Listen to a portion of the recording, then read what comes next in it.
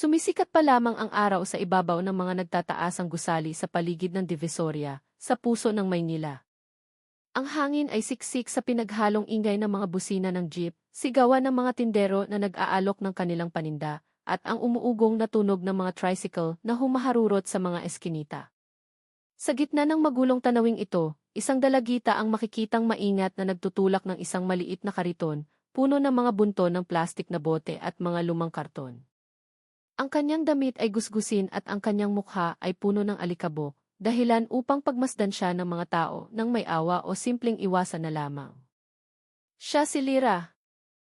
Araw-araw, nililibot niya ang palengke, mula sa malalapad na kalsada hanggang sa makikitid na eskinita, upang mangolekta ng mga gamit na pwedeng ibenta. Ang kanyang mga kilos ay mabilis at sanay, na para bang matagal na niyang ginagawa ang trabahong ito. Ngunit kung susuriing mabuti, mayroong kakaiba sa kanya.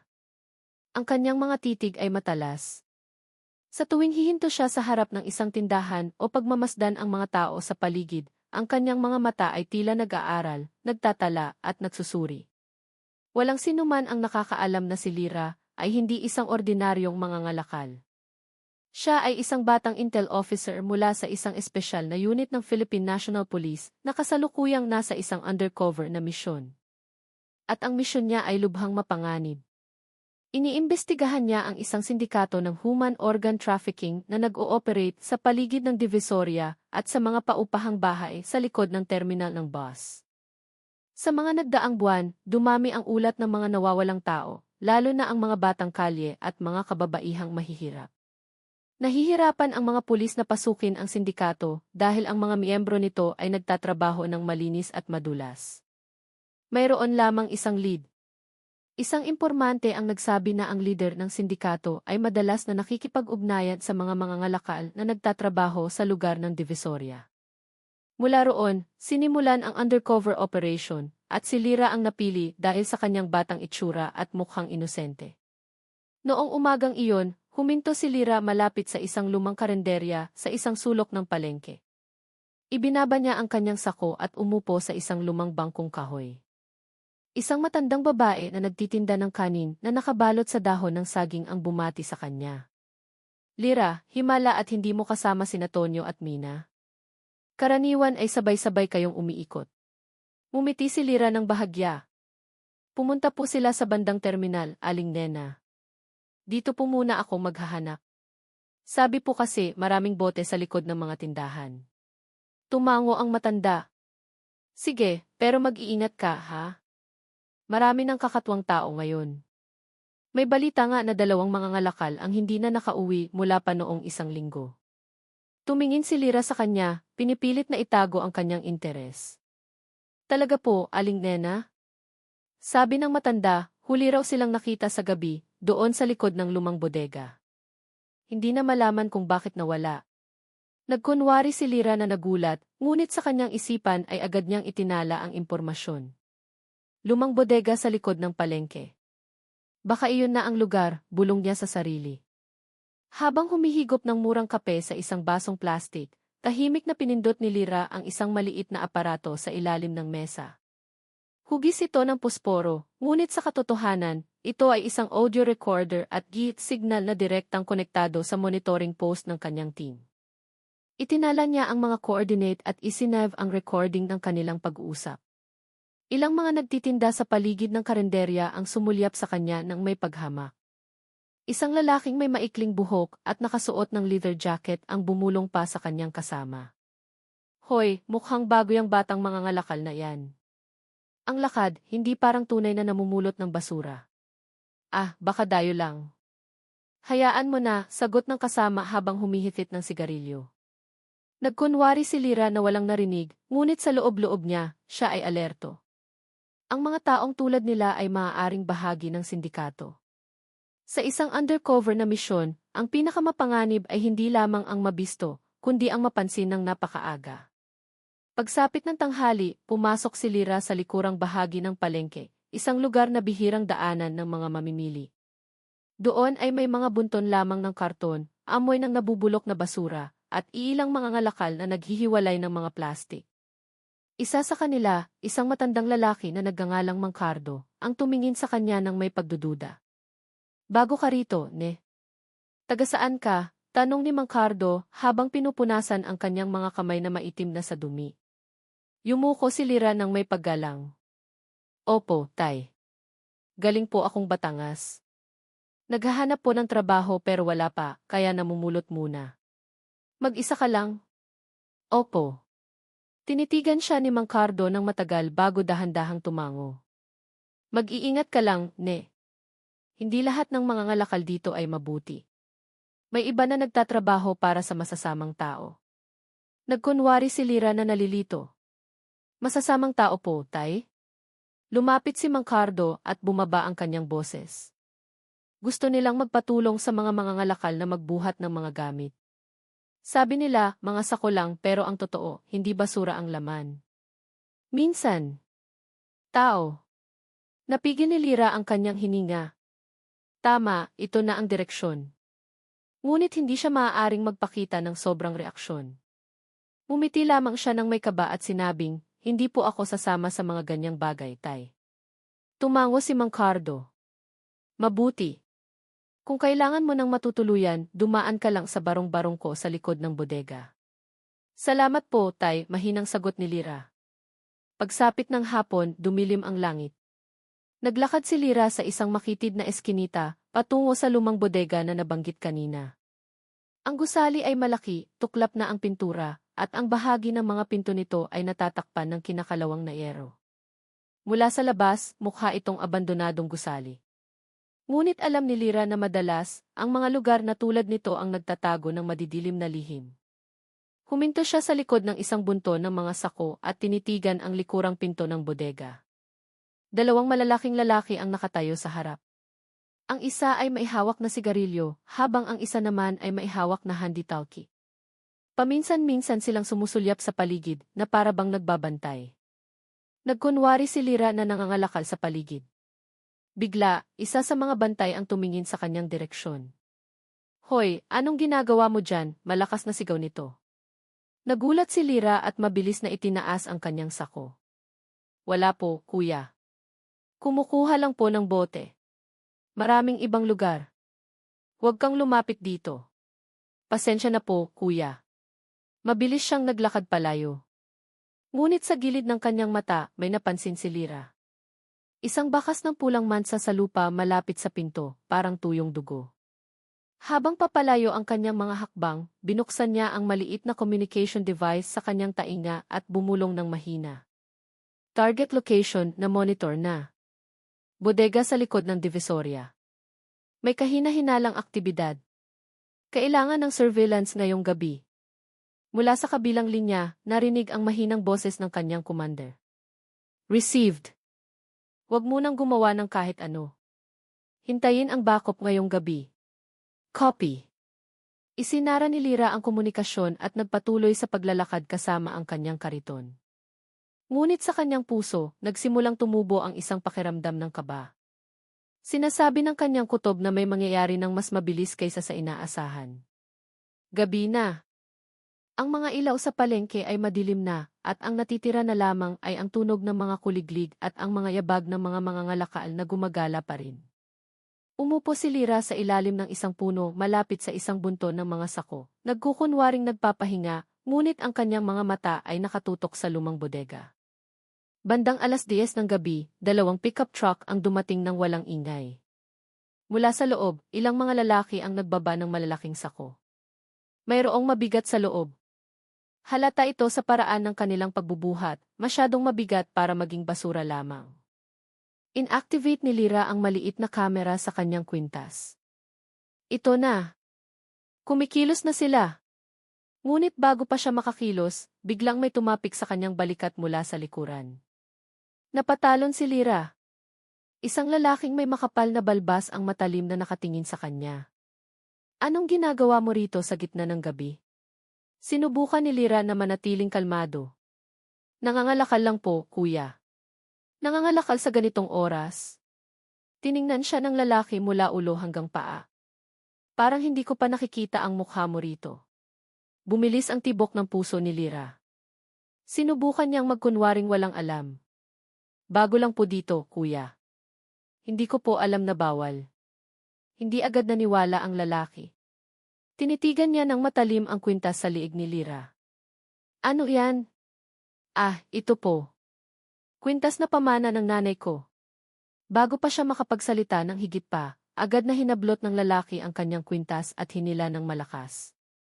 Agad na nahulog ang maliit na kamera at bahagyang nabuksan na nagpapakita ng mga electronic circuit sa loob. Agad na nagbago ang mukha ng lalaki. Sino ka talaga? Alam ni Lyra sa sandaling iyon na halos mabisto na ang kanyang pagkatao.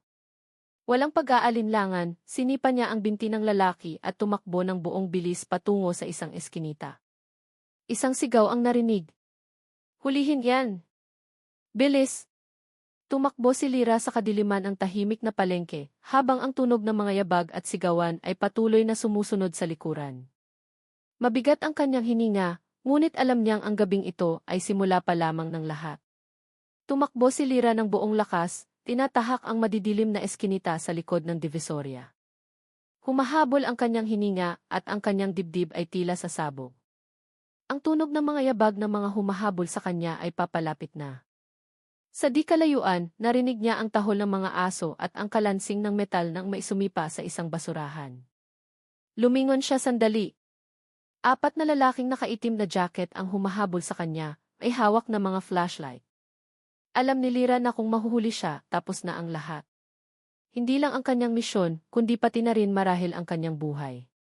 Sumuot si Lyra sa isang makitid na eskinita sa pagitan ng 2 lumang gusali at nagtago sa likod ng isang sirang pintong kahoy. Pinigil niya ang kanyang hininga, idinikit ang kanyang katawan sa pader. Mula sa siwang ng pinto, nakita niya ang anino ng mga paa ng mga humahabol na dumaan, ilang metro lamang ang layo. Doon siya sa norte. Tingnan niyo sa likod ng botika. Sigaw ng isa sa mga lalaki. Naglakas loob lamang si Lyrang kumilos matapos mawala ang kanilang mga boses. Pinunasan niya ang pawis sa kanyang mukha at inilabas ang isang maliit na communication device mula sa kanyang bulsa. Sa kasamaang palad, sira na ito. Marahil ay nasira noong hinila ang kanyang kwintas. Sumpa, bulong niya ng mahina. Kung walang communication device, hindi niya matatawagan ang surveillance team. Talagang mag-isa siya sa gabing iyon. Lalo pang dumilim ang langit at nagsimulang umambon. Naglakad ng mabilis si Lyra, patungo sa direksyon ng mga barong-barong sa tabi ng ilog. Kailangan niyang makahanap ng ligtas na lugar na pagtataguan at hintayin ang umaga. Matapos ang ilang minutong paglalakad, nakita niya ang isang malamlam na ilaw mula sa isang barong-barong. Mula sa labas, may naririnig siyang umuubo. Dahan-dahan siyang lumapit at kumatok ng marahan. Mang Cardo, si Lyra po ito, bulong niya. Bahagyang bumukas ang pinto. Ang mukha ni Mang Cardo ay lumitaw sa siwang, halatang gulat. Anong nangyari sa'yo, ne? Basang-basa ka. Hinahabol po ako ng mga tao, tay. Akala nila nagnakaw ako. Agad siyang pinapasok ni Mang Cardo. Pumasok ka, bilis. Baka may makakita sa'yo. Sa loob ng barong-barong. Ang hangin ay maalinsangan at masikip, ngunit sapat na ang init. Mayroong banig, isang maliit na kalan, at ilang mga sakong plastik. Umupo si Lyra habang sinusubukang pakalmahin ang sarili. Tinitigan siya ni Mang Cardo ng may pagdududa. Hindi ka ordinaryong mga ngalakal, ano? Natahimik si Lyra. Matagal na ako rito, ne. Alam ko ang lakad ng tao, ang paraan ng pagsasalita. Hindi ka galing sa kalye. Sino ka ba talaga? Tinitigan siya ni Lyra ng matagal bago huminga ng malalim. Alam niyang sa sandaling ito, mas mahalaga ang tiwala kaysa sa pagbabalag kayo. Tay, wala po akong intensyong manakit ng kahit sino. Galing po ako sa pulisya, sa intelligence unit. Iniimbestigahan ko po ang kaso ng mga nawawalang tao sa paligid ng palengke. Nagulat si Mang Cardo, ngunit hindi naman lubos na nabigla. Kutob ko na nga ba? Kaya pala ikaw ang pinadala ng mga pulis? Alam niyo po. Tumango si Mang Cardo. May kaibigan akong mga ngalakal na nagsabi sa akin na nag-iimbestiga ang mga pulis tungkol sa masamang sindikato na yan. Pero sabi niya, yung huling pinadala, hindi na nakabalik. Natahimik si Lyra. Naalala niya ang 2 mga ngalakal na nawala noong nakaraang linggo. Marahil sila ang mga impormante na nahuli. Nagpatuloy si Mang Cardo. May kaunti akong alam tungkol sa kanila, ne. Minsan, sa gabi, may mga sasakyang dumarating sa bodega na iyan. Nagdadala sila ng malalaking sako. Ilang beses na akong nakarinig ng kakaibang ingay, parang taong umiiyak na pinipigilan. Tumingin si Lyra ng seryoso. May tuturo niyo po ba sa akin ang daan? Nag-alinlangan si Mang Cardo. Delikado ngayong gabi, ne. Naghihinala na sila sayo. Hindi po ako pwedeng maghintay hanggang bukas. Kung lumipat sila ng lokasyon, mawawala lahat ng ebidensya. Sa huli, mabigat sa loob na tumango si Mang Cardo. Sige, pero sasama ako. Alam ko ang mga shortcut sa likod. Lumakas ang ulan habang tinatahak nila ang maputik na daan patungo sa lumang bodega. Mula sa malayo, ang ilaw ng isang sasakyan ay tila malabo sa likod ng hamog ng ulan. Yumuko sila sa likod ng mga bunto ng mga drum. Inilabas ni Lyra ang isang reserbang kamera mula sa kanyang baywang. Kailangan ko po ng visual proof. Kapag nakuha ko ang mga mukha nila, mabilis na makakakilos ang team. Itinuro ni Mang Cardo ang kaliwang bahagi ng bodega. Mula dyan, may maliit na siwang sa bintana. Pero mag-ingat ka, minsan may bantay sa itaas. Tumango si Lyra at dahan-dahang gumapang patungo sa bintana. Pinigil niya ang kanyang hininga at sumilip sa loob. Ang nakita niya ay nagpatindig ng kanyang balahibo. Sa loob ng bodega, ilang mga lalaki ang nagbubukas ng malalaking sako. Mula sa loob, lumitaw ang mga bangkay ng tao na nakabalot na sa plastik. Dalawang iba pang lalaki ang may isinusulat sa isang malaking libro. Habang isang lalaking matipuno na may matigas na mukha ang nakatayo at nagbibigay ng utos. Siya ang boss nila, bulong ni Lyra. Kailangan nating makuha ang mukha niya. Dahan-dahan niyang binuksan ang kamera. Ngunit habang inaayos niya ang focus, biglang isang ilaw ng flashlight ang tumutok sa kanyang direksyon mula sa likuran. Hoy, sino yan dyan? Agad na lumingon si Lyra. Isang bantay ang may hawak na baril at ang mukha nito ay galit. Sila ni Mang Cardo ay agad na tumakbo patungo sa makitid na eskinita sa tabi ng bodega. Isang malakas na putok ng baril ang umalinggaw sa hangin, tumalbog sa mga pader na semento. Halos madulas si Mang Cardo, ngunit hinila siya ni Lyra. Tara na po, tay, bilis. Nakalabas sila sa likurang kalsada, ngunit naramdaman ni Lyra ang init sa kanyang braso. Isang bala ang dumaplis sa kanyang balikat na nagpadugo rito. Kinagat niya ang kanyang labi upang tiisin ang sakit. Lyra, dumudugo ka, sigaw ni Mang Cardo. Ayos lang po ako, tay. Tuloy lang po sa pagtakbo. Ngunit hindi nagtagal, isang itim na kotse ang mabilis na humarurot mula sa harapan at huminto sa harap nila. Mula sa loob, lumabas ang dalawang lalaking armado. Isa sa kanila ang lalaking naka-leather jacket na napansin niya kaninang umaga sa karenderya. Ayan, heto na pala ang matalinong dalaga na nagpapanggap, sabi nito nang may pang-uyam. Akala mo ba hindi namin alam kung sino ka? Umatras si Lyra habang tinitingnan ang paligid, naghahanap ng daan para makatakas. Ngunit dead end na. Tiningnan siya ng lalaki ng may kasiyahan. Sayang naman, ang gandang mukha na ito ay sa bodega lang magtatapos ngayong gabi. Hinugot ni Lyra ang isang maliit na pocket knife mula sa kanyang sinturon. Kung gusto niyo akong kunin, dumaan muna kayo sa akin. Mahinang tumawa ang lalaki. Matigas din pala ang ulo mo. Isang mabilis na labanan ang naganap. Sinipa ni Lyra ang isang bantay sa tiyan, ngunit ang pangalawang lalaki ay nagawang suntukin ang kanyang balikat. Napahandusay siya, ngunit nakatayo pa rin. Samantala, kumuha si Mang Cardo ng isang bato at ibinato ito sa salamin ng kotse, sinusubukang ilihis ang kanilang atensyon.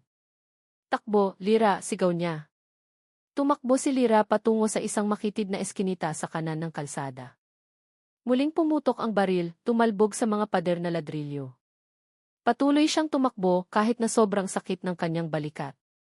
Sa wakas, narating niya ang tahimik na lugar ng palengke at nagtago sa ilalim ng isang mesa ng tindahan. Mula sa malayo, narinig niya ang tunog ng papalayong kotse. Nawala nila ang kanyang bakas, pansamantala. Ilang minuto ang lumipas, inilabas ni Lyra ang isang emergency phone mula sa loob ng kanyang sapatos. Binuksan niya ang emergency signal na may 3 tapik na code, isang code para sa panganib at pagkakabisto ng pagkakakilanlan. Sa headquarters, agad malalaman ng monitoring team na ang ahente sa field ay nasa kritikal na sitwasyon.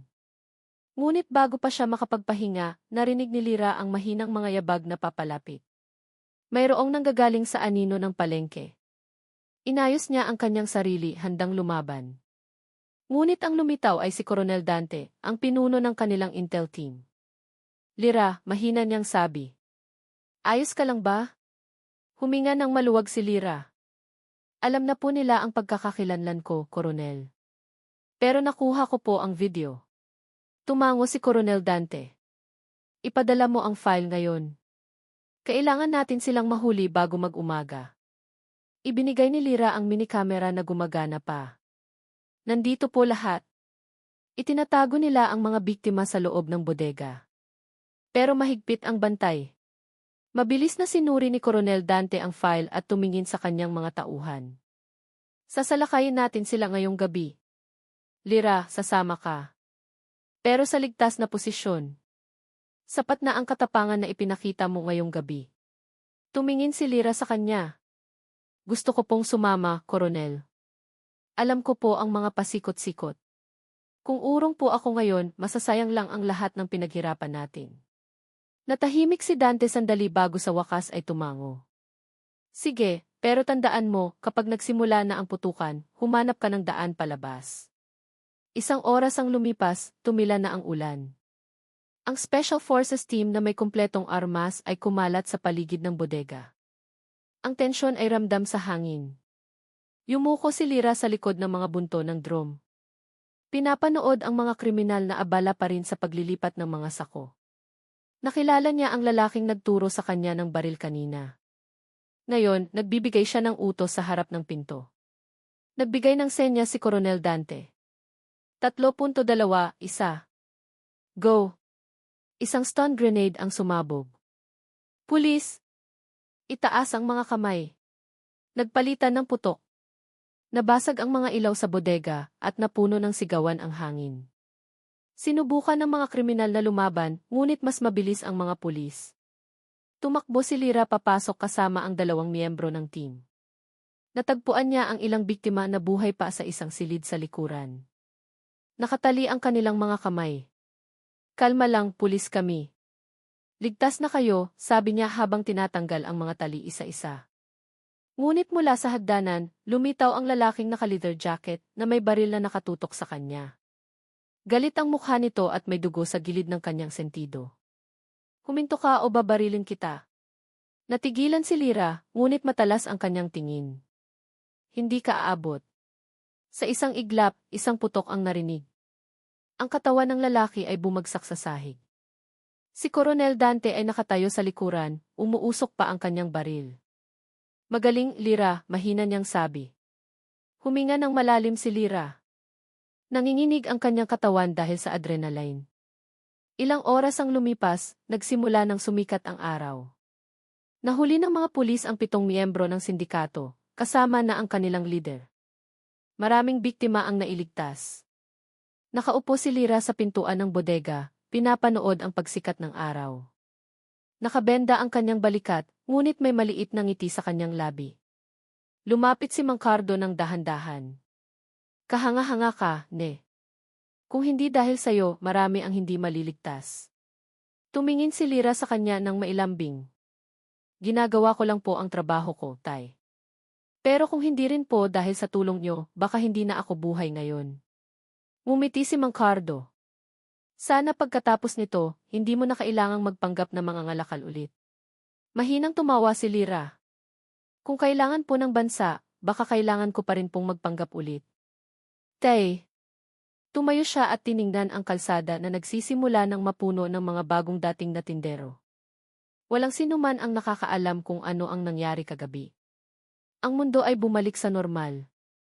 Ngunit sa likod ng simpleng tanawin na iyon, may isang dalagitang nagligtas ng maraming buhay nang walang sinumang nakakaalam kung sino talaga siya.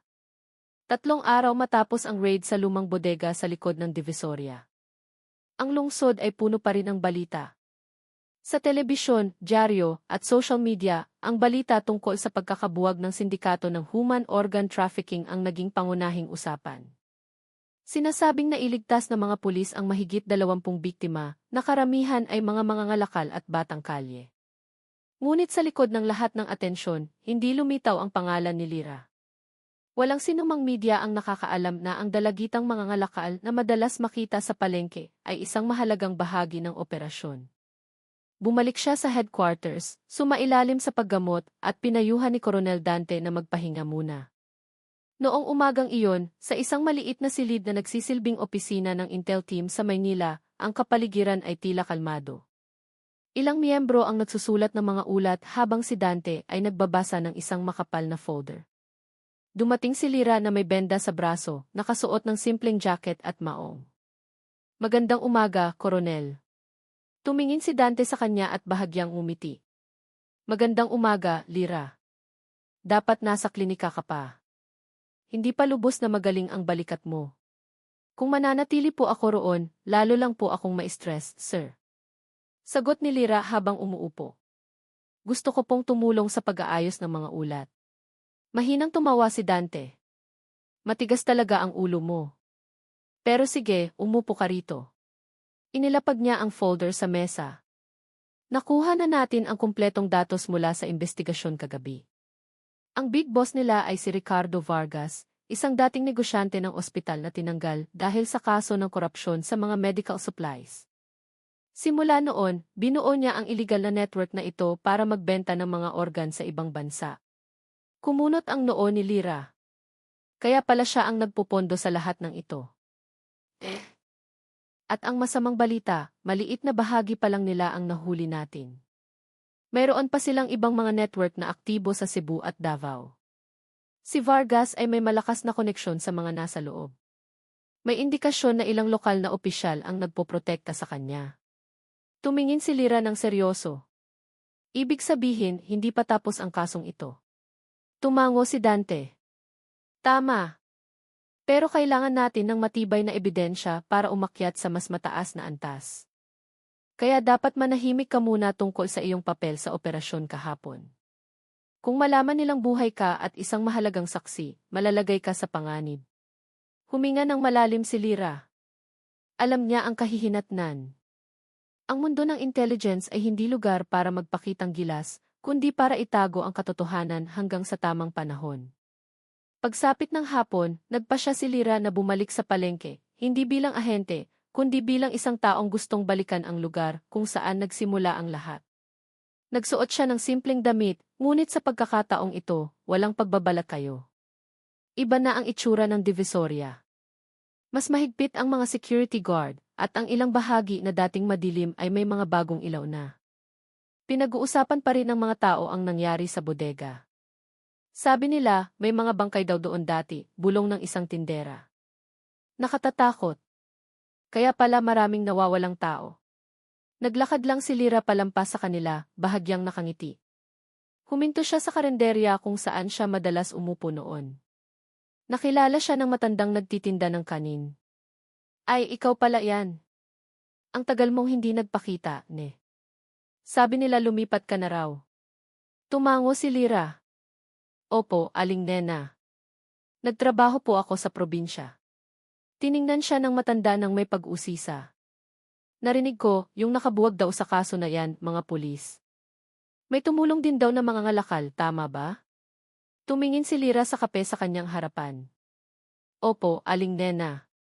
May isang mabuting tao na hindi natakot tumulong.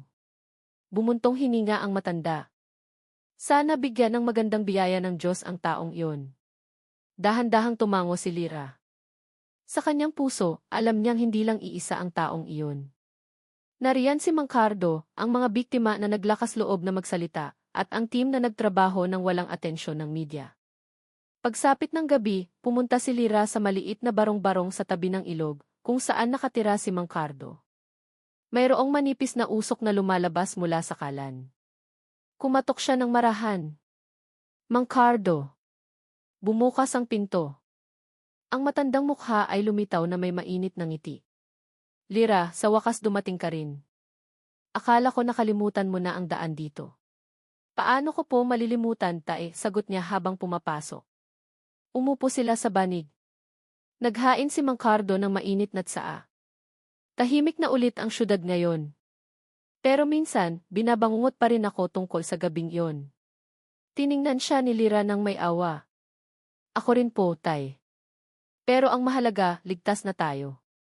Tumango si Mang Cardo.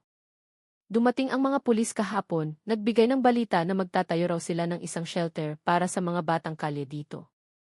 Sabi nila, ideya raw yon ng isa sa mga miyembro ng team nila. Baka ikaw yon, ano? Bahagyang umiti si Lira. Nagsuggest lang po ako, tay.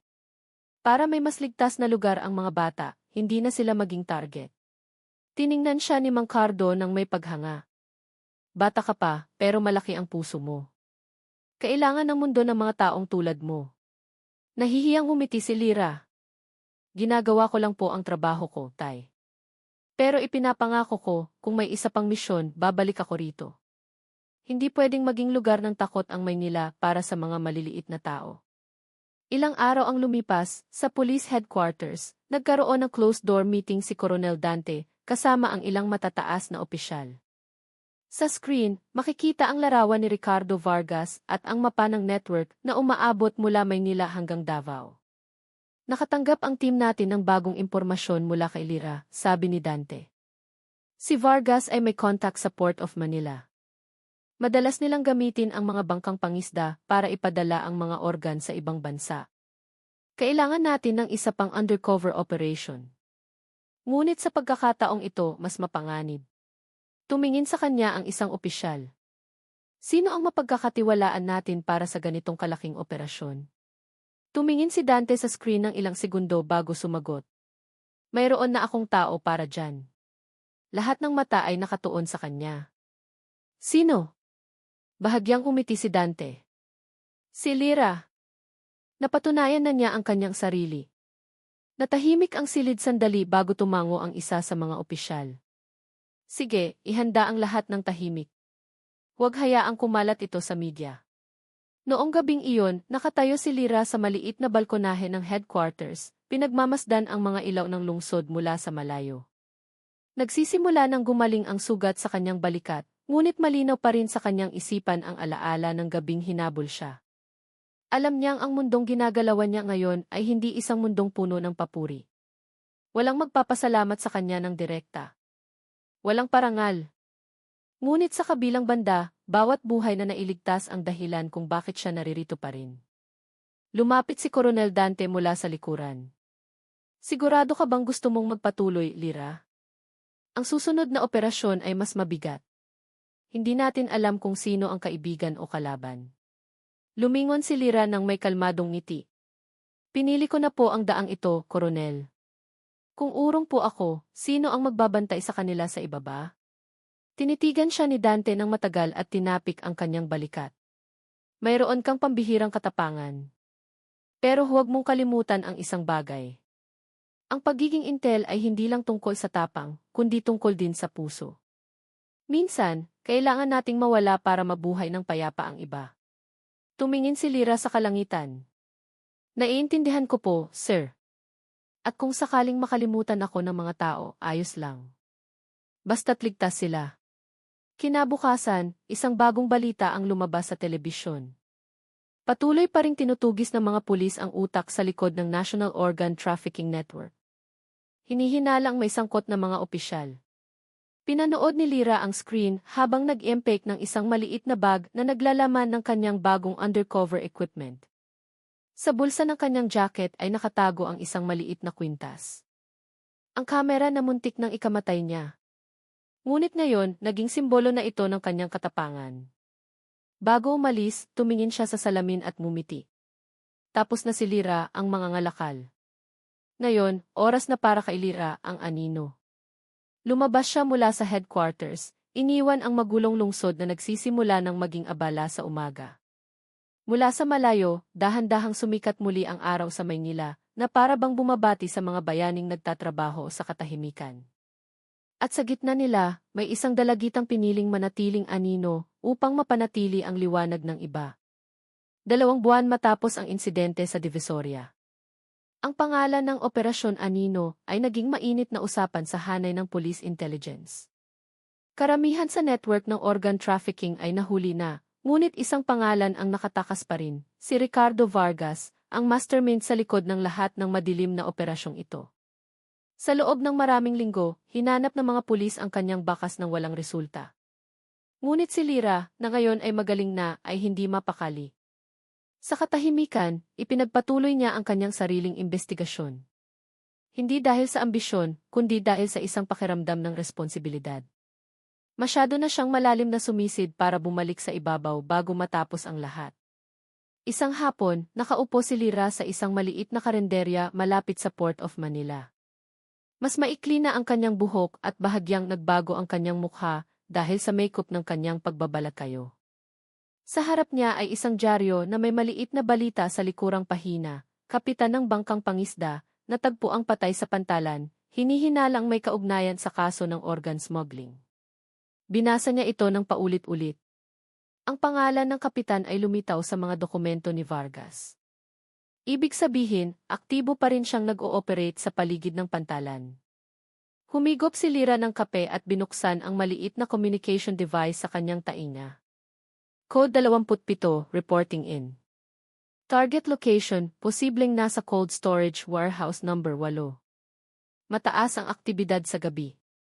Papasok ako ngayong gabi. Mula sa kabilang linya, narinig ang mabigat na boses ni Coronel Dante. Lira, huwag kang padalos-dalos. Wala pa tayong full operation permit. Kung papasok kang mag-isa, malaki ang panganib. Kung hihintayin ko po ang permit, baka makalipat na sila. Natahimik si Dante ng matagal. Sa huli, sumagot siya, sige, pero siguraduhing manatiling bukas ang komunikasyon.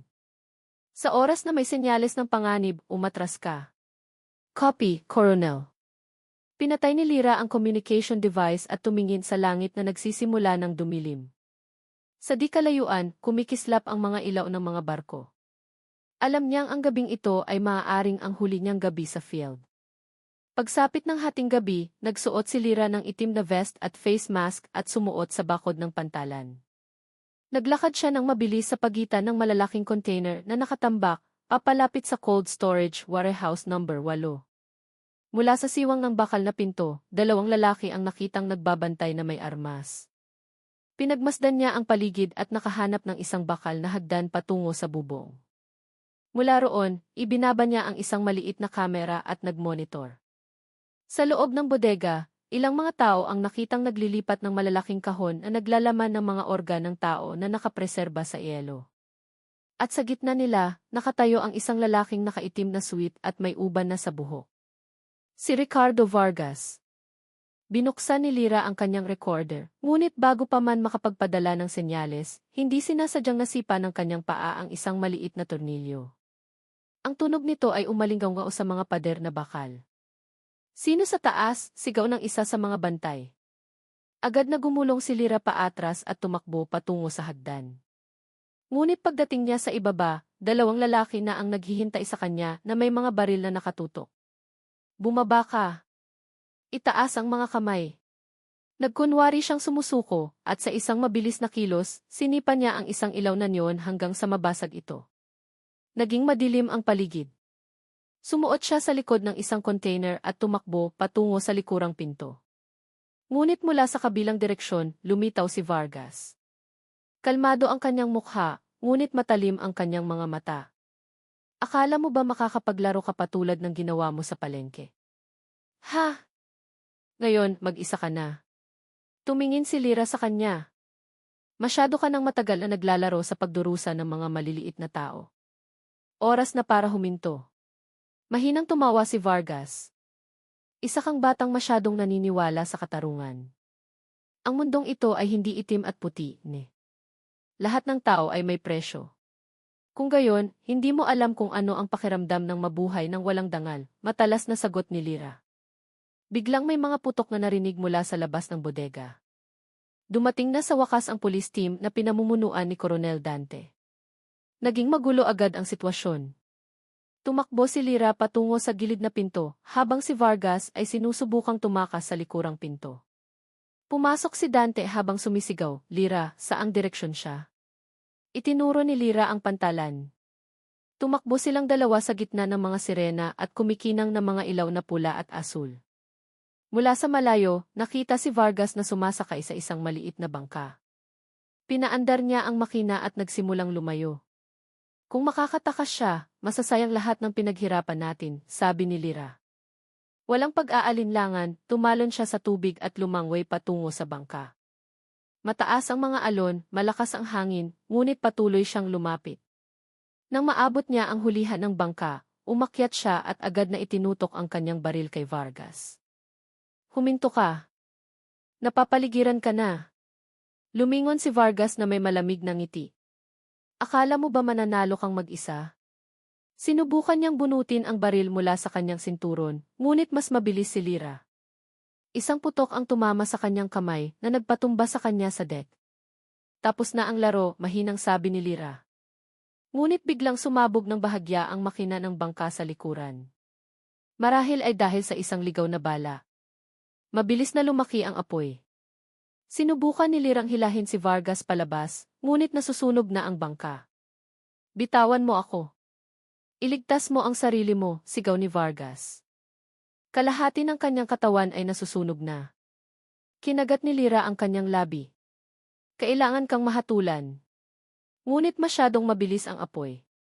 Sa huli, napilitan siyang tumalon sa dagat bago tuluyang sumabog ang bangka. Isang malaking pagsabog ang yumanig sa karagatan. Ang kulay kahel na liwanag ay tumalbog sa ibabaw ng tubig. Si Coronel Dante at ang kanyang team ay nakatingin lamang mula sa pantalan. Lira, sigaw ni Dante.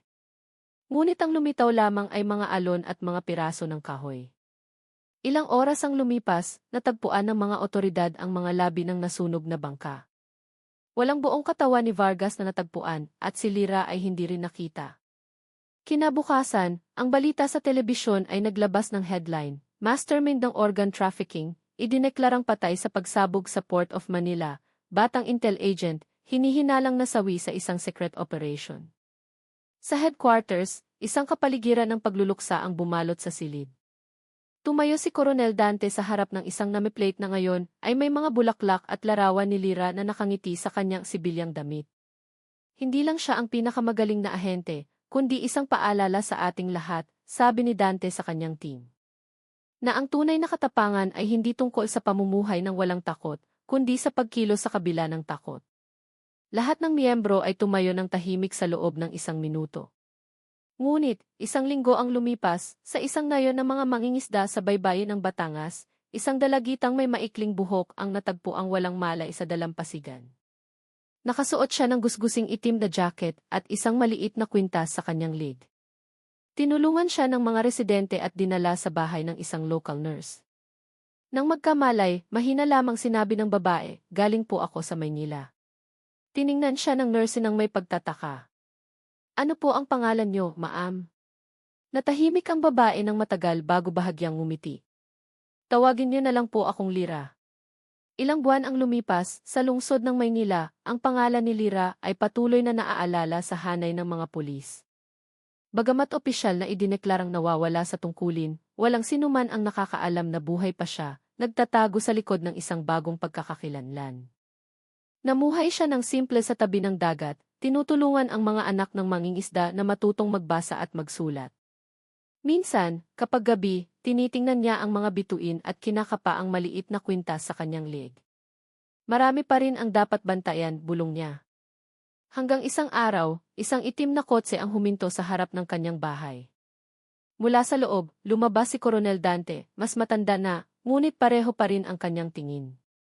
Kaya pala, buhay ka pa talaga, mahina niyang sabi. Ngumiti si Lira ng mahinahon. Hindi po ako namatay, Coronel. Nagpahinga lang po sandali. Huminga ng maluwag si Dante. Kailangan pa rin ang bansa ng mga taong tulad mo, Lira. Pero kung gusto mong mamuhay ng tahimik, iingatan ko ang lihim na ito.